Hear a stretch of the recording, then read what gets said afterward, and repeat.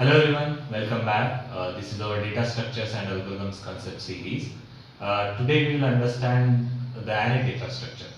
We'll understand the array data structure using some real life example. Then we'll try to understand how the array is represented in the memory, what is the concept of static array and dynamic array, how the resizing works, and what are the performance of different data operations on array. And based on those performance of each data operation, how can you decide whether you need to go ahead with the array data structure or not while solving a specific problem statement. So let's start. Let's understand the array using some real life example. Let's imagine that you are going for a grocery item shopping. Then what do you basically do, right? You will take a piece of paper and list down all the grocery items sequentially which you need to buy. And if you want to add any new item, you will add it at the end of the list, right? So if we observe, this is nothing but the collection of items, right? Which is represented in a sequential fashion. So we can easily represent this data in a program using array data structure like this, right? So you can see the grocery items are represented as a sequentially starting from the index 0, right? So to summarize, right, array is a data structure that is designed for storing a collection of data in a sequential order. That is why array is called as a linear data structure. Now, in most of the programming language, array size is fixed. Like you will have to give the size while writing in the program. But some of the programming languages provide a concept called dynamic array, where you don't need to define a size, and the size of the array can be increased or decreased dynamically based on the program need, right? But underlying how array is stored as a contiguous memory location, how it is stored, we'll understand that in the next slide.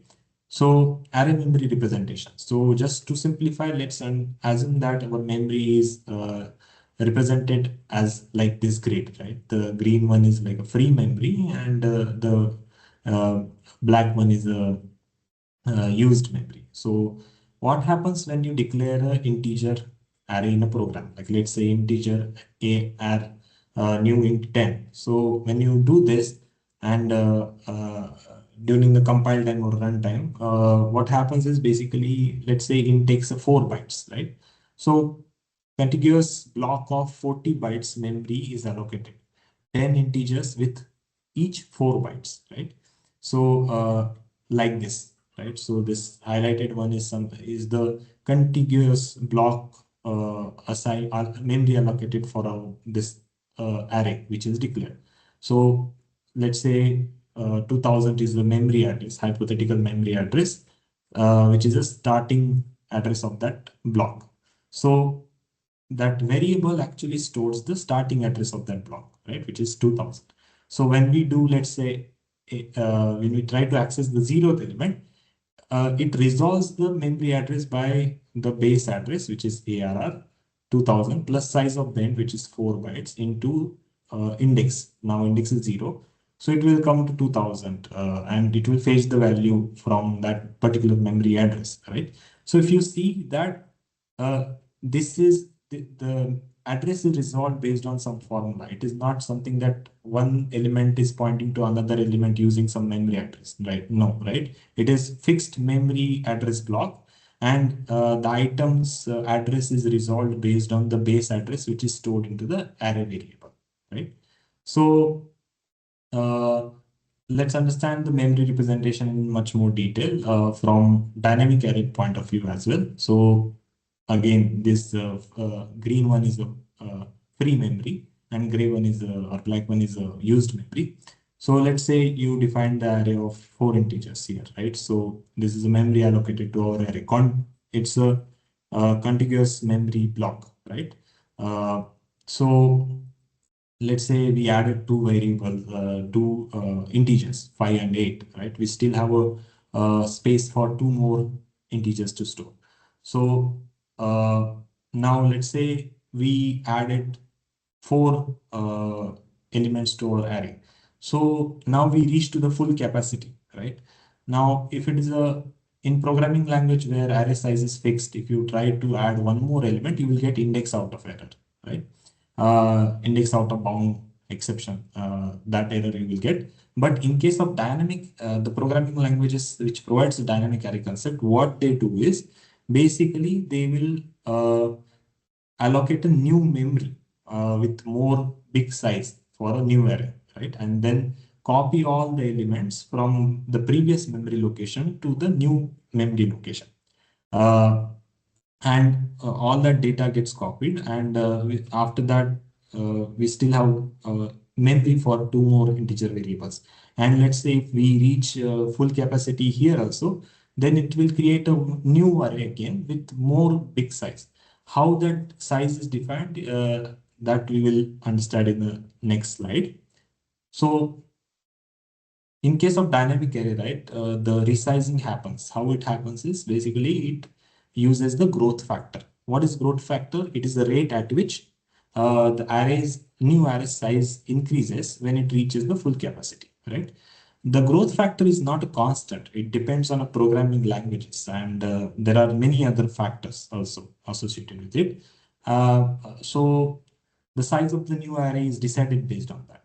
Now, resizing is very expensive operation. That's why the growth factor is defined very smartly, so that it can increase the size significantly and reduce the frequent resizing.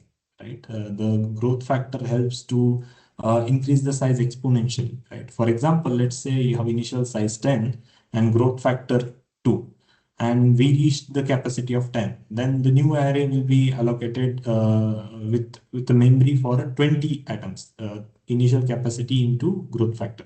Then if we reach the capacity of 20, then the new array will be allocated with the memory for the 40 atoms, because the current capacity is 20 into 2, 40. Like that, the array resizing happens. And this is a very simple example. The growth factor is defined very smartly so that this frequent resizing can be avoided. So now let's try to understand the different data operations on array, how they behave, what is their performance. So let's start with the adding an item. Let's say you have given an array, and now it depends, and you want to add a, item at the end. Now it depends whether it will be performant or not. Let's say if you try to add an item to the array of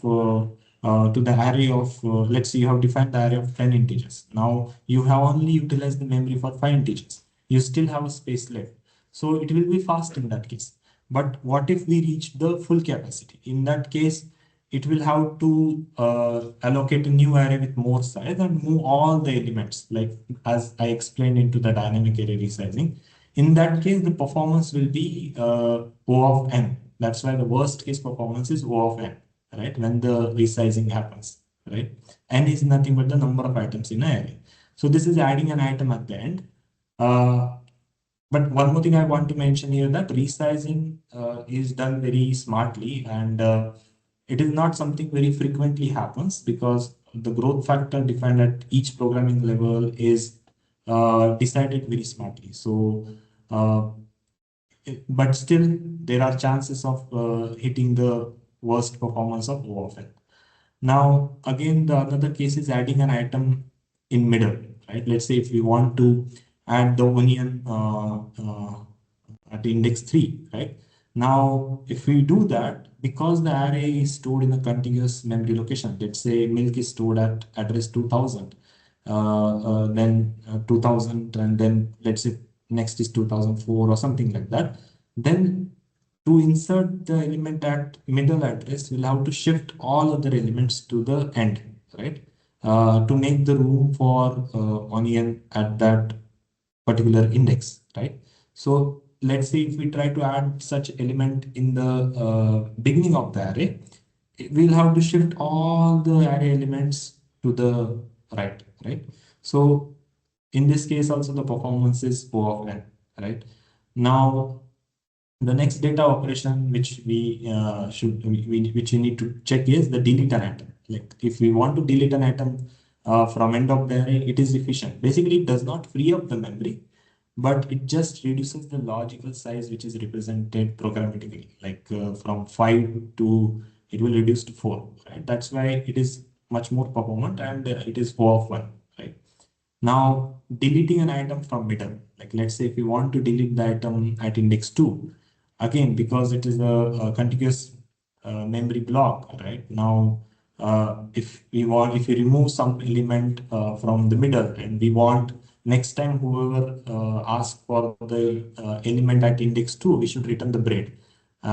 If anyone wants to get the item at index 3, we need to return X. So because of this, we need to shift the elements to the left side to fill up that gap, right? Uh, so, and if similar to the problem we face for inserting the element into the middle, right, or at the beginning, we'll hit the same problem, and that's why the performance is often in this case as well, right? Now, the next data operation on array and its behavior is like basically searching an item. Let's say we want to search X item here, right? So we will start parsing from the beginning and we need to parse till end of the array, right? That's why the performance here is basically off and we need to parse whole array. Now, depending on the order of data, it can be optimized further using techniques like binary search by reducing the scope. Um, this is a different technique and it depends on to the order of data. So we'll understand about this technique in the later videos. But yeah, the worst case performance is O of n here.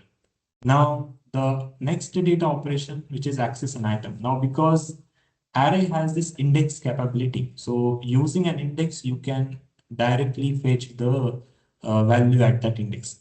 Because as I explained previously, using the base address plus index, the memory location is computed and using that memory location, direct value can be fetched. So that is why the performance of this data operation, access an item using the position, is O of 1. Now we understood the different data operations and their performance using array data structure. This is important because using this we'll understand when we need to use the array data structure. For example, if our problem statement says that we need to insert or delete something from middle, then array data structure is not useful. If our problem statement says that we need to access an item using specific position for shuffling or anything, then array data structure is useful, right? So depending on the problem statement and what is how we want to solve the problem or what type of algorithm we are using in a problem, if that algorithm can be efficient by using the array data structure, then we can use it. And while using the array data structure, we can understand this type of data operations behavior whenever we are trying to use the array data structure, right? Because as we saw that different data operations performance is different for array data structure, and some of the data operations are not that much performant, right? So these are the factors we need to understand while choosing any data structure and not only just array, so that we can make our algorithm more efficient. Hope you understood the explanation and got in-depth idea about the array data structure. Uh, if you like the video, please subscribe and share. If there's anything I missed or if you want me to cover, please do let me know. I will try to cover that in the next videos. Thank you. Hope you understood the array data structure in depth. It will help you to understand whether how to use the array data structure and where to use the array data structure. So if you like the video, please subscribe and share. I will try to continue other data structures in the next videos as a part of this data structures and algorithm series. Thank you.